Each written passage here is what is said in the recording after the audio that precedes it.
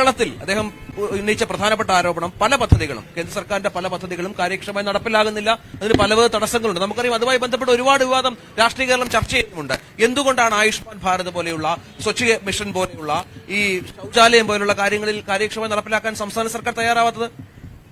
കേരളം ഇന്ത്യയിൽ തന്നെ ഏറ്റവും കൂടുതൽ ശുചിത്വം പാലിക്കുന്ന ഈ പറയുന്ന കക്കൂസ് ഉൾപ്പെടെയുള്ളത് നടപ്പാക്കിയിട്ടുള്ള സംസ്ഥാനമാണ്. ഇന്ത്യയിലെ ആദ്യത്തെ സംസ്ഥാനമാണ്.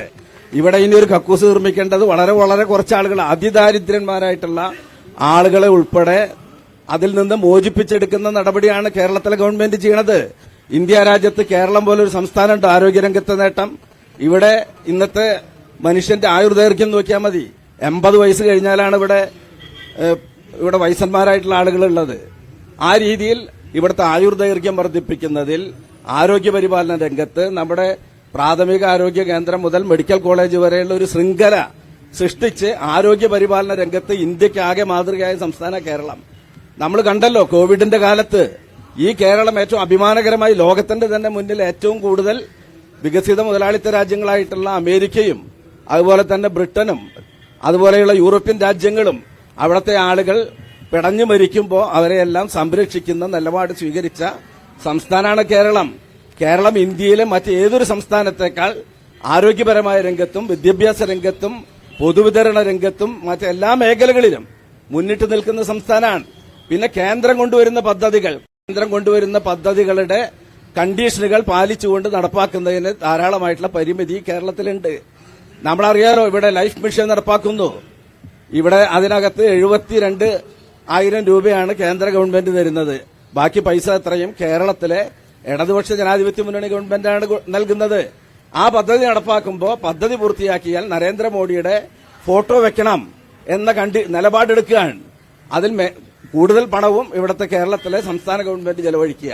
എന്നിട്ട് ആ പദ്ധതിയുടെ മുകളിൽ പ്രധാനമന്ത്രിയുടെ പടം വെക്കണം. ഇവിടെ കൊടുക്കുന്ന കിറ്റിന്റെ മുകളിൽ പ്രധാനമന്ത്രിയുടെ പടം വെക്കണം. ഇവിടെ സാധാരണക്കാരായ ആളുകൾക്ക് ഒരു പടവും വെക്കാതെ ആയിരക്കണക്കിന് ലക്ഷക്കണക്കിന് ആളുകൾക്ക് വീട് നിർമ്മിച്ചു നൽകുകയും അവർക്ക് ഭക്ഷ്യധാന്യങ്ങൾ വിതരണം ചെയ്യുകയും അത്തരത്തിൽ പൊതുവിതരണ രംഗത്തും അതുപോലെ തന്നെ പൊതുജനാരോഗ്യ രംഗത്തും എല്ലാം മാതൃകാപരമായി പ്രവർത്തിക്കുന്ന സംസ്ഥാനമാണ് കേരളം. മറ്റെല്ലാം തെറ്റായ പ്രചരണമാണ്. ഉത്തരം വളരെ വ്യക്തമാണ്. പക്ഷേ സംസാരിച്ചോട്ടെ. ഒരൊറ്റ മറുപടി. ആരോഗ്യരംഗത്ത് വലിയ നേട്ടങ്ങൾ കൈവരിച്ച ഒരു സംസ്ഥാനമായിട്ടാണ് സർക്കാർ ഈ കേരളം എന്നാണ് അദ്ദേഹം പറഞ്ഞത്. ഈ നമ്മളിരിക്കുന്ന ജനറൽ ഹോസ്പിറ്റലിന്റെ മുമ്പിലാ. ഇപ്പൊ വത്സരാജേട്ടനൊരു നെഞ്ചുവേല വന്നാല് അവിടെ പരിശോധിക്കാൻ ഒരു ഡോക്ടറോ കൊണ്ടുപോയി ആംബുലൻസ് ഉണ്ടാവില്ല. അതിന് മെഡിക്കൽ കോളേജ് അത്താണിയിലേക്ക് പോകേണ്ടി വരും.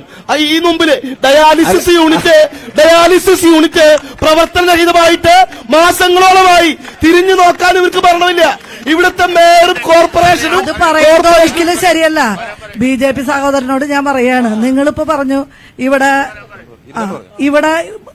ചികിത്സാ സഹായം കിട്ടാനില്ലാന്ന്. ഇപ്പൊ താങ്കൾക്ക് എന്തെങ്കിലും അസുഖം വന്നാൽ അവിടെ പോയി നോക്കിയാൽ അറിയാം. ഒരുപാട് ജനങ്ങൾ അവിടെ ദൈനംദിനം ചികിത്സ എല്ലാതരം യൂണിറ്റുകളും താങ്കൾ യൂണിറ്റിന് പോയിട്ടുണ്ടോ? ഡയാലിസിസിന് പോയിട്ടുണ്ട്. വളരെ നല്ല രീതിയിൽ പ്രവർത്തിച്ചുകൊണ്ടിരിക്കുന്ന ഒരു ഹോസ്പിറ്റലാണ് ജില്ലാ ഹോസ്പിറ്റൽ. ഒരു കാര്യം പ്രിയപ്പെട്ട സഹോദരനോട് ഒരു കാര്യം ഞാൻ ചോദിക്കട്ടെ. ഭരണത്തിൽ കയറി വരുമ്പോൾ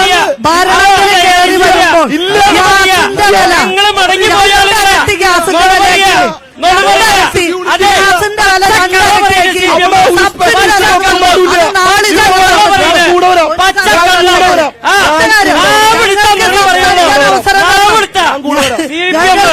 ഞങ്ങൾക്ക് സംസാരിക്കാൻ അവസരം തരാം. നിങ്ങൾക്ക് തരാം. ഒറ്റ കാര്യം, ഗ്യാസിന് നിങ്ങൾ 10 വർഷം മുന്നേ കയറുമ്പോ ഇന്ന് നിങ്ങൾ എന്തെങ്കിലും കാര്യം പറഞ്ഞു.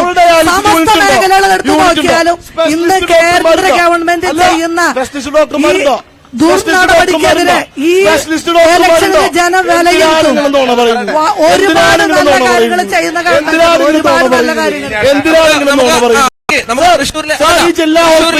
Dialysis unit